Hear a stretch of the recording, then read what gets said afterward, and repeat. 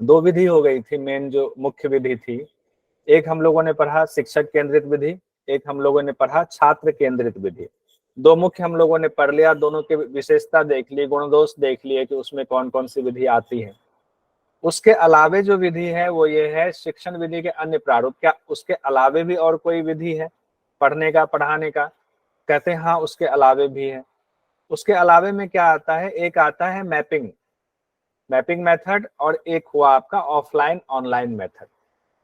Mapping method को हिंदी में कहा जाता है मानचित्रण मेथड। और ऑनलाइन ऑफलाइन तो अभी एक तो आपके सामने ही है, हम लोग ऑनलाइन पढ़ाई कर रहे हैं, तो ऑनलाइन और ऑफलाइन को समझना बहुत आसान होगा।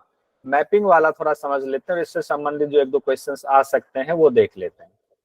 मानचित्र, जैसे कि नाम से ही जाहिर है, मानचित्र मतलब कोई चित्र बनाना है, किसी विषय से संबंधित रेखा चित्र हो या उससे संबंधित कोई फोटो हो, वो बनाना मानचित्र मैपिंग हो गया।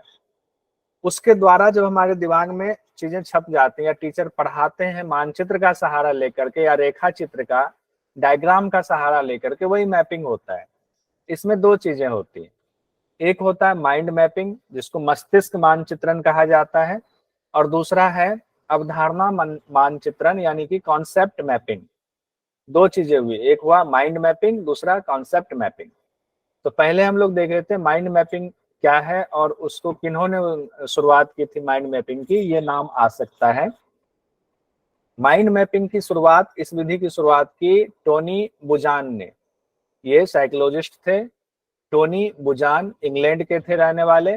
इन्होंने 1960 में टोनी बुजान ने पढ़ाने का तरीका एक डेवलप किया, मतलब कि इन्होंने माइंड मैपिंग को फेमस कर दिया कि ऐसा पढ़ाई हो, इस तरीके से हम पढ़ाई करें, कठिन से कठिन चीज भी आसानी से समझ में आ जाए, एक तरीके से क्रमबद्ध तरीके से।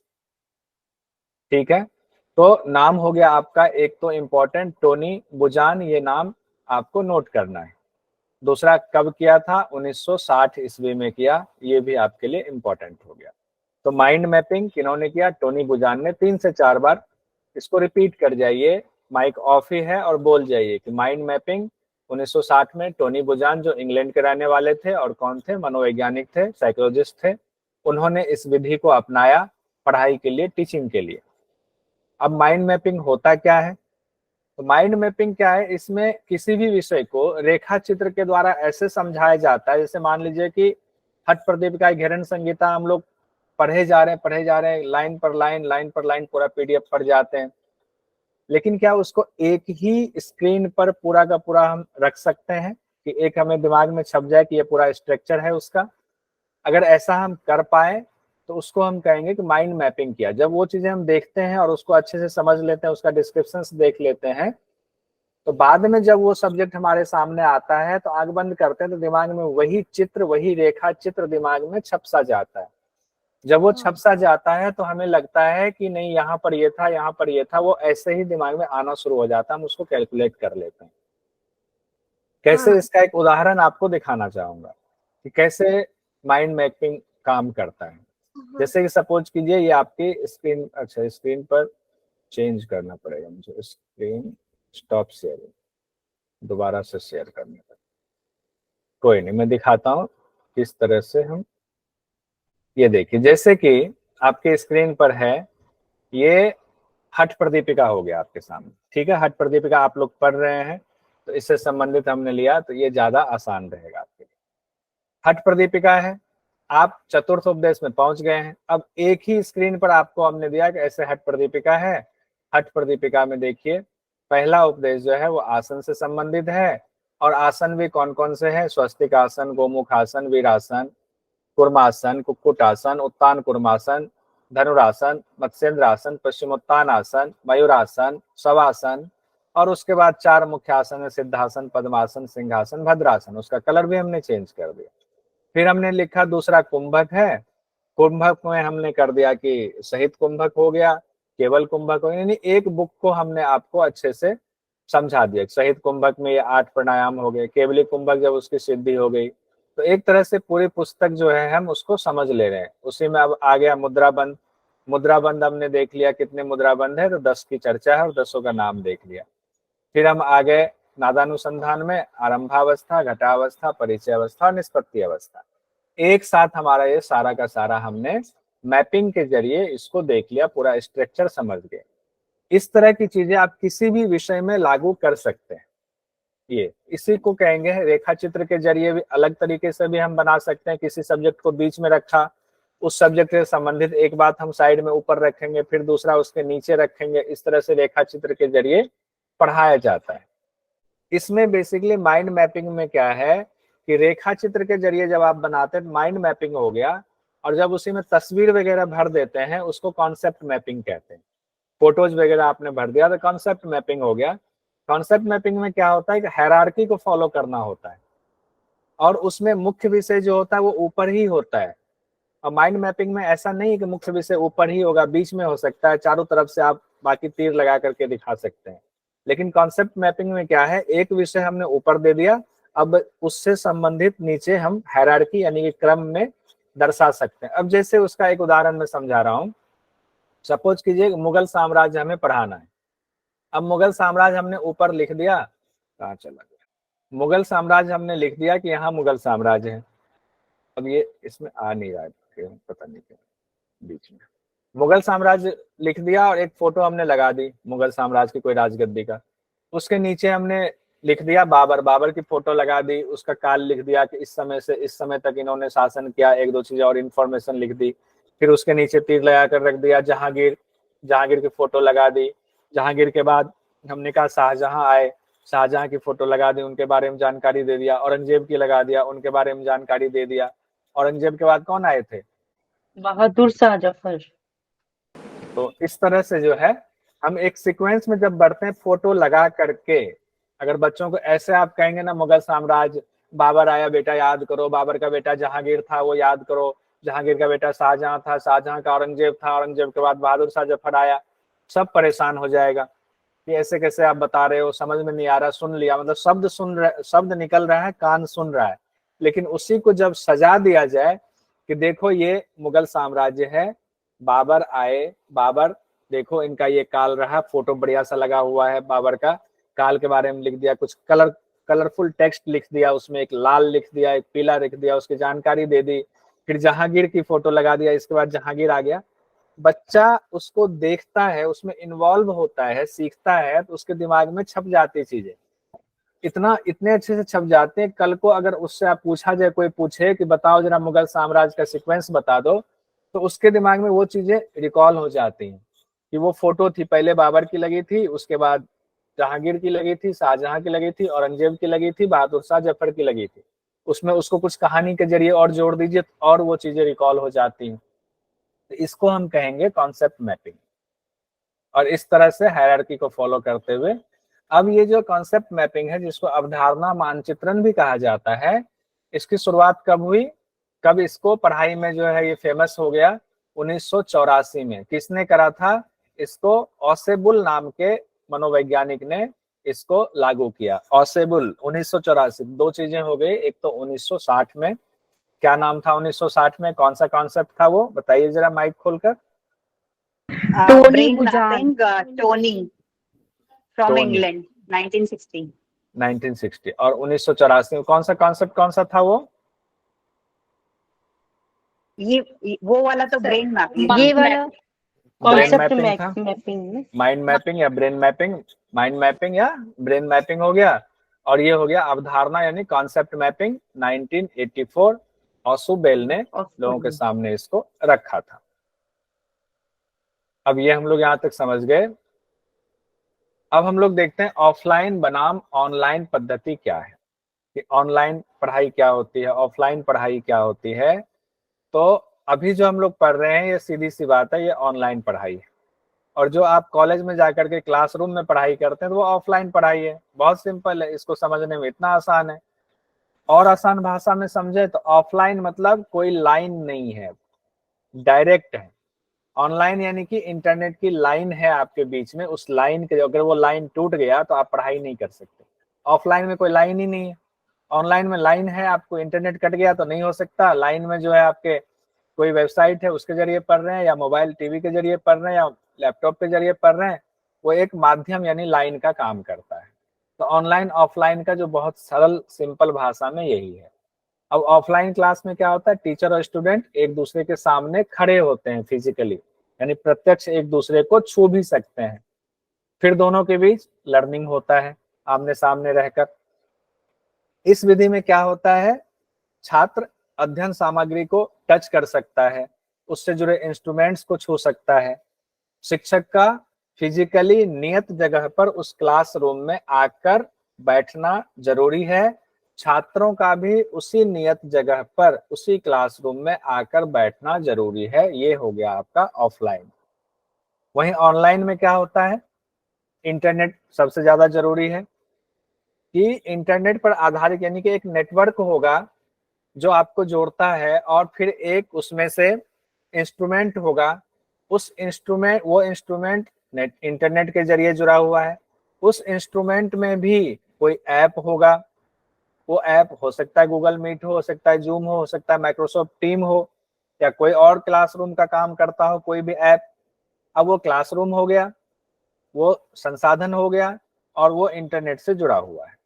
अब उसमें जैसे कि अभी हम लोग गूगल मीट से जुड़े हुए हैं, हमने आपको लिंक शेयर करा, आप लिंक खोलकर आए, वही हो सकता है कंप्यूटर से जुड़े होंगे, जैसे रजनीश जी अभी कंप्यूटर से जुड़े हुए हैं, पूजा जी हो सकता है मोबाइल से जुड़ी होंगे, कोई लैपटॉप से, कोई आईपैड से जुड़े होंगे, और उन्होंने उसमें खोला और एक दूसरे से अभी लर्निंग शुरू हो गई, यानी अधिगम शुरू हो गया, सीखना शुरू हो गया। यही ई लर्निंग ही हुआ। ये क्या हुआ, इलेक्ट्रॉनिक लर्निंग हो रही, ई लर्निंग का ये पार्ट है ऑनलाइन। ऑनलाइन ऑफलाइन में बहुत सारे अंतर हैं जो आप जानते होंगे, थोड़ा सा उसको देख लेते हैं कि ऑनलाइन में क्या होता है, समय कम लगता है, और ऑफलाइन में क्या होता है, आपको कॉलेज जाना है, जाने का समय, आने का समय, टीचर के भी जाने का समय, आने का समय, और ऑनलाइन में जाने आने के जहां है वहीं से आप शुरू कर सकते हैं। बस संसाधन होना चाहिए, मोबाइल होना चाहिए, इंटरनेट होना चाहिए, जहां है वहीं से आपकी क्लास शुरू हो जाएगी। इसमें लेकिन ऑनलाइन में संसाधन की ज्यादा जरूरत होती है। कैसे, आपके पास इंटरनेट भी चाहिए, मोबाइल भी चाहिए, ऐप भी चाहिए उसमें, और इसमें कम संसाधन की जरूरत होती है उसके मुकाबले। हालांकि ऑफलाइन में इंफ्रास्ट्रक्चर चाहिए, आधुनिक और नवीन तरीका है ऑनलाइन, और ये क्या है, ट्रेडिशनल तरीका है ऑफलाइन, ये पारंपरिक तरीका है। ऑनलाइन वाले में क्या होता है, स्टडी मटेरियल पीडीएफ या डॉक फाइल के रूप में मिलता है, जबकि ऑफलाइन क्लास में क्या होता है, आप किताब लेकर जाते हो, संदर्भ ग्रंथ जिस विषय से संबंधित चीजें पढ़ाई जा रही है वो आप लेकर जाते हो, पत्र पत्रिकाओं का इस्तेमाल किया जाता है। उसके बाद ई लर्निंग, ये भी ई लर्निंग का ही हिस्सा है, लेकिन ई लर्निंग हमने यहाँ पर इसलिए लिखा हुआ है, ये गवर्नमेंट से रिलेटेड ई लर्निंग की बात अब हम करने जा रहे हैं कि सरकार ने भी आम लोगों तक शिक्षा का पहुंच बनाने के लिए, यानी कि कोई भी शिक्षा से वंचित ना रहे, कोई बहुत दूर है वहाँ कॉलेज नहीं है, वो कैसे पढ़ाई करे, वहां पर ई लर्निंग की व्यवस्था ऐसी कर दी है, कोई कहीं भी रह करके पढ़ाई कर सकता है, किसी भी उम्र में पढ़ाई कर सकता है। उसके लिए गवर्नमेंट ने मुख्य रूप से कई और योजना है जो हम लोगों के सिलेबस में है, वो ये पढ़ना है, स्वयं, स्वयं प्रभा और मूक्स। ये इनके जरिए पढ़ाई होती है अलग अलग तरीके से। पहला है स्वयं, ध्यान रखिए इससे संबंधित क्वेश्चन आता है, स्वयं, स्वयं प्रभा और मूक्स। स्वयं की स्पेलिंग आपको याद करनी होगी इंग्लिश में, कैसे, SWAYAM, स्वयं। उसके बाद स्वयं Prabha, SWAYAMPRABHA, MOOCs, MOOCS, MOOCs. तो इस तरह से क्यों याद करना है, उसके पीछे रीजन है, क्योंकि उसका फुल फॉर्म आपको पूछा जा सकता है, या फुल फॉर्म पता होगा तो आप उसका अर्थ समझ पाएंगे आसानी से। जैसे स्वयं है, अब ये सरकारी योजना के तहत पढ़ाई हो रही है, उसका नाम स्वयं दे दिया, क्यों दिया, देखिए हमने लिखा हुआ है, study wave of active learning for young aspiring minds, यानी कि हिंदी में अगर इसको कहें तो युवा आकांक्षी मन के लिए सक्रिय अधिगम का वेब अध्ययन या वेब तरीका, यानी कि जो युवा हैं जो पढ़ना चाहते हैं लेकिन उनको कोई संसाधन नहीं मिल पा रहा, कहाँ कॉलेज जाए, कहाँ से कौन सा कोर्स करें, उनके लिए ये पूरा स्ट्रक्चर तैयार किया है कि वो युवा जो पढ़ने का आकांक्षी है उनके मन के लिए एक्टिव लर्निंग यानी कि सक्रिय लर्निंग उसका हो रहा है, उसी का ये कौन सा प्रारूप है, ई वेब प्रारूप है। तो इसको 4 से 5 बार रिपीट कर जाइए। Study wave of active learning for young aspiring minds. 4 से 5 बार बोलेंगे, तुरंत याद ना हो लेकिन दिमाग में कहीं ना कहीं ये छप जाएगा। जब ये छप जाएगा तो बाद में अगर एग्जाम में आता है तो आपको वो चीजें याद आ जाएंगी, हाँ यही वाला है, भले पूरी तरह याद ना हो लेकिन देख करके कई चीजें याद आ जाती है। यानी कि इसका अर्थ कहें तो यानी एक ऐसा निःशुल्क ऑनलाइन प्लेटफॉर्म या पोर्टल जो युवाओं की लर्निंग की आकांक्षा, लर्निंग की इच्छा को इंटरनेट के जरिए पूरा करता है। लेकिन शर्त क्या है इसमें कि आपके पास मोबाइल, लैपटॉप, कंप्यूटर कुछ होना चाहिए, तब आप इसका लाभ उठा पाएंगे। कौन शुरू करने वाले कौन है इसको? तो भारत सरकार ने इसको शुरू किया है। शिक्षा नीति का 3 आधारभूत सिद्धांत को ध्यान में रखते हुए इसको तैयार किया। क्या आधारभूत सिद्धांत है? गुणवत्ता बनी रहनी चाहिए, निष्पक्षता होनी चाहिए और पहुंच होनी चाहिए। यानी 3 चीज इंग्लिश में कहें, access, equity and quality. Equity भी होनी चाहिए, निष्पक्षता भी होना चाहिए, बराबरी का हक होना चाहिए। ये नहीं कि किसी के लिए इसमें ज्यादा पहुंच हो किसी की और किसी की कम हो, ऐसा नहीं है। तो एक्सेस, इक्विटी और क्वालिटी, गुणवत्ता भी बेहतर हो, इसके लिए तैयार किया गया है। इसमें कोई भी व्यक्ति रजिस्ट्रेशन कराने के बाद पढ़ाई कर सकता है। आप भी कोई कोर्स अगर अलग से करना चाहे तो कर सकते हैं। 4 तरीके से आपको इसमें पढ़ाई का मटेरियल मिलता है। कौन से 4 तरीके इसमें होते हैं? तो पहला तरीका है वीडियो लेक्चर के द्वारा। आपको वीडियो का लेक्चर मिल जाएगा, आप खुश हो जाएंगे, चलो हम वीडियो के जरिए पढ़ाई कर ले रहे हैं। दूसरा, आपको स्टडी मटेरियल मिल जाएगा पीडीएफ फॉर्मेट में। तो आप सोचेंगे चलो पीडीएफ भी हमें मिल गया, नहीं हो रहा है इसका प्रिंट निकाल लेंगे, प्रिंट निकाल करके हम पढ़ाई कर लेंगे। तीसरा कौन सा है? सेल्फ असेसमेंट, टेस्ट और क्विज के द्वारा। इसी में आपको, जब आप जिस कोर्स में एडमिशन लेंगे उस कोर्स से संबंधित चीजों को आपको क्या करेगा, टेस्ट और क्विज बना करके उसमें रखा हुआ है। वो आपको कोर्स में जैसे आप रजिस्ट्रेशन कराते हैं, एडमिशन लेते हैं, वो आपको मिल जाता है। तो आप उसका सेल्फ असेसमेंट भी बीच बीच में पढ़ने के बाद कर सकते हैं। और अगर कोई डाउट्स आपके मन में होता है कि अब ये डाउट्स तो हमें पता नहीं चल रहा, पढ़ने के बाद भी समझ में नहीं आ रहा है, तो उसके लिए ऑनलाइन डिस्कशन फोरम है, उसमें भी आप जा करके अपने डाउट्स को क्लियर कर सकते हैं। गवर्नमेंट ने ये बनाया हुआ है। और क्या है इसमें इसकी खासियत? तो कहते हैं, गवर्नमेंट का ये कहना है कि हमने देश भर से 1000 एक्सपर्ट्स को पहले सेलेक्ट करा।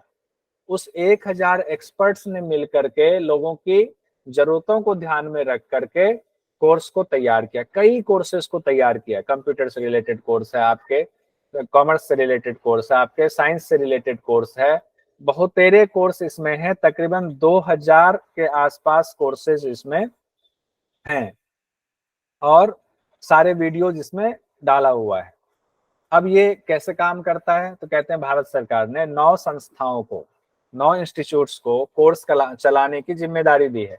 इससे संबंधित कोर्स आप चलाओगे, इससे संबंधित कोर्स आप चलाओगे। उनको कहा गया नेशनल कोऑर्डिनेटर, यानी कि नेशनल कोऑर्डिनेटर्स उनको अपॉइंट किया गया है। कौन एडमिशन ले सकता है इसमें? तो कहते हैं 9वीं क्लास से लेकर पोस्ट ग्रेजुएट तक के कोर्स आपको इसमें मौजूद हैं। कोई भी एडमिशन ले लीजिए। आपने 9वीं क्लास नहीं किया हुआ, आप यहाँ से कर लीजिए। इसकी वेबसाइट है swayam.gov.in।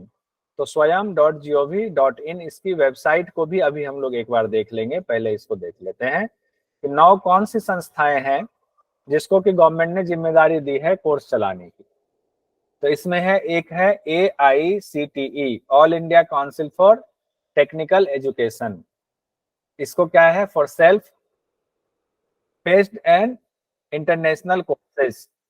इसको जिम्मेदारी दिया सर गया इसे है। थोड़ा जूम कर देंगे प्लीज। चलिए इसको डायरेक्ट ना वेबसाइट पे ही देख लेते हैं, ज्यादा अच्छा रहेगा। इसको वेबसाइट पे देखते हैं।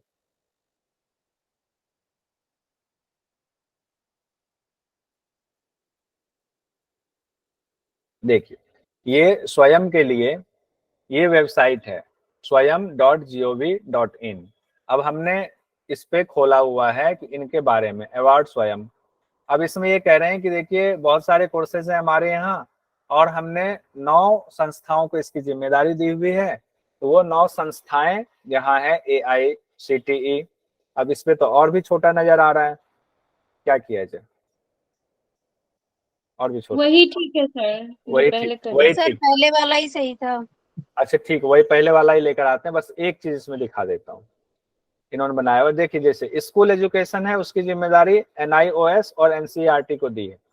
आउट ऑफ स्कूल एजुकेशन है IGNOU और NITTTR को दी है। अंडर ग्रेजुएट एजुकेशन कोर्स है NPTEL को, AICTE को, CEC को, IIMB को दिया है। पोस्ट ग्रेजुएट का जो कोर्स है उसको NPTEL, AICTE, IIMB, UGC, ये इस तरह से उन्होंने कोर्स बांट रखा है।